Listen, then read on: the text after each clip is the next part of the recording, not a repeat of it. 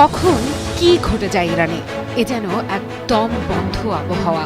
এরই মাঝে একটি সংবাদ বিশ্ব মঞ্চে আবারও আলোচনায়। ইরান মানবে না যুক্তরাষ্ট্রের প্রস্তাব। তাহলে কি হতে চলেছে মধ্যপ্রাচ্যে? আসসালামু আলাইকুম ভিউয়ার্স, দেশ ও দেশের বাইরে আমার ভিডিও প্লে করছেন তাদেরকে আন্তরিক শুভেচ্ছা অভিনন্দন। ইরান যুক্তরাষ্ট্রকে যে একটা প্রস্তাব দিয়েছে, সাথে সাথে প্রস্তাব প্রত্যাখ্যান করছে যুক্তরাষ্ট্র। বিশ্বে কি হতে চলেছে, এটাই কি তৃতীয় বিশ্বযুদ্ধ হতে চলেছে? তো ভিউয়ার্স, এমন বিস্তারিত জানবো স্ক্রিনে। তার আগে ছোট্ট একটা রিকোয়েস্ট, আমার চ্যানেলে যারা নতুন অবশ্যই চ্যানেলটা সাবস্ক্রাইব করে পাশে থাকবেন। তো ভিউয়ার্স, কথা না বাইরে চলুন যাই স্ক্রিনে। কখন কি ঘটে যায় ইরানে, এ যেন একদম বন্ধ আবহাওয়া। এরই মাঝে একটি সংবাদ বিশ্ব মঞ্চে আবারও আলোচনায়। ইরান মানবে না যুক্তরাষ্ট্রের প্রস্তাব। তাহলে কি হতে চলেছে মধ্যপ্রাচ্যে?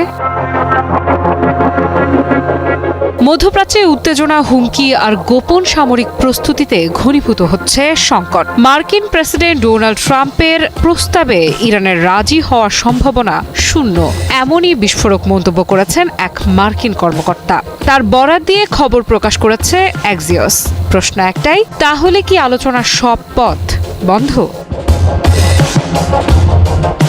প্রতিবেদন বলছে, যুক্তরাষ্ট্রের বিশেষ দূত স্টিভ উইটকফ এবং ট্রাম্পের ঘনিষ্ঠ উপদেষ্টা জ্যারেড কুশনার প্রেসিডেন্টকে সতর্ক করেছেন, ইতিহাস সাক্ষী তেহরানের সঙ্গে শক্ত ও টেকসই চুক্তি করা অত্যন্ত কঠিন। এর আগে ওয়াশিংটনে গিয়ে একই বার্তা দিয়েছেন ইসরায়েলের প্রধানমন্ত্রী বেনিয়ামিন নেতানিয়াহু। তার স্পষ্ট বক্তব্য, চুক্তি হলেও ইরান তা মানবে না।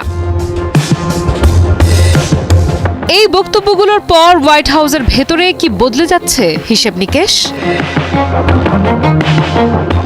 ট্রাম্প বারবার হুঁশিয়ারি দিচ্ছেন, পারমাণবিক ও ক্ষেপণাস্ত্র ইস্যুতে সমঝোতা না হলে হামলা অনিবার্য। তার ভাষায় সব বিকল্প প্রস্তুত। কিন্তু এমন সময় ব্রিটিশ বার্তা সংস্থা রয়টার্স জানাচ্ছে, ইরানের সম্ভাব্য কয়েক সপ্তাহের সামরিক অভিযানের প্রস্তুতি নিচ্ছে মার্কিন বাহিনী। নির্দেশ মিললেই শুরু হতে পারে আঘাত। নাম প্রকাশে অনিচ্ছুক দুই মার্কিন কর্মকর্তার দাবি, পরিকল্পনা অত্যন্ত সংবেদনশীল, কারণ একই সময়ে কূটনীতির সূক্ষ্ম সুতায় ঝুলছে সম্পর্ক। গত সপ্তাহে ওমানে মুখোমুখি হয়েছেন দুই দেশের কূটনীতিকরা। উদ্দেশ্য, তেহরানের পারমাণবিক কর্মসূচি ঘিরে নতুন সমঝোতার চেষ্টা। কিন্তু আলোচনার টেবিলের ছায়াতেই নাকি সাজানো হচ্ছে যুদ্ধের মঞ্চ।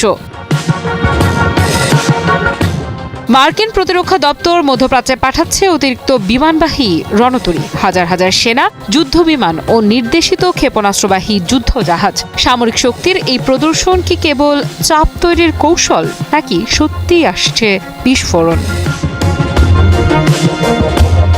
হোয়াইট হাউসের মুখপাত্র অ্যানা কেলি জানিয়েছেন, ইরানের জন্য প্রেসিডেন্টের হাতে সব পথ খোলা, অর্থাৎ আলোচনাও আছে, আঘাতও আছে। চলুন উত্তর খোঁজা যাক। কিন্তু ইরান কি চুপ করে বসে থাকবে? অতীত বলছে, চাপের মুখে তেহরান প্রায়ই পাল্টা শক্ত অবস্থান নিয়েছে। যদি হামলা শুরু হয়, তা কি সীমিত থাকবে, নাকি ছড়িয়ে পড়বে গোটা অঞ্চলে? ইসরায়েল থেকে লেবানন থেকে সিরিয়া পর্যন্ত, বাদ যাবে না ইয়েমেনও। বিশেষজ্ঞদের মতে, যদি যুদ্ধ শুরু হয়, তাহলে সরাসরি যুক্তরাষ্ট্রের বিশাল নৌবহর বা বিমান বাহিনীর মুখোমুখি না হয়ে ইরান অপ্রতিসম যুদ্ধ বা মার প্যাচের কৌশল নেবে। তাদের মূল পরিকল্পনা হতে পারে এরকম: কয়েক হাজার ড্রোন ও মিসাইল একসঙ্গে ছুড়ে মার্কিন আকাশ প্রতিরক্ষা ব্যবস্থাকে ব্যস্ত রাখা। আঞ্চলিক মিত্রদের ব্যবহার, লেবাননের হিজবুল্লাহ, ইয়েমেনের হুথি বা ইরাকের মিলিশিয়াদের নিয়ে বিভিন্ন দিক থেকে মার্কিন ঘাঁটিতে চোরা গুপ্তা হামলা চালানো। হরমুজ প্রণালী বন্ধ করা, বিশ্বের তেলের বাজারের নাভিশ্বাস তুলতে সমুদ্রপথে মাইন বা স্পিড বোট দিয়ে তেলবাহী জাহাজ আটকে দেয়া।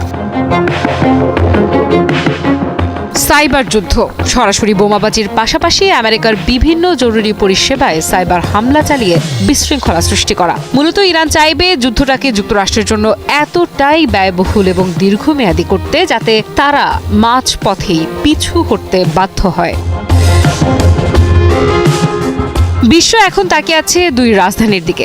একদিকে যুদ্ধের প্রস্তুতি, অন্যদিকে নীরব কূটনীতি। শেষ মুহূর্তে কি জন্ম নেবে নতুন সমঝোতা, নাকি মধ্যপ্রাচ্য আবারও দেখবে সো ভিউয়ার্স, এই বিষয়ে বিস্তারিত অবশ্যই আপনার মন্তব্য জানাবেন কমেন্ট বক্সে। তার আগে আমার চ্যানেল যারা নতুন অবশ্যই চ্যানেলটা সাবস্ক্রাইব করে পাশে থাকবেন। পরবর্তী ভিডিও পাওয়ার জন্য অবশ্যই অপেক্ষা করুন। আজকের মতো আল্লাহ হাফেজ।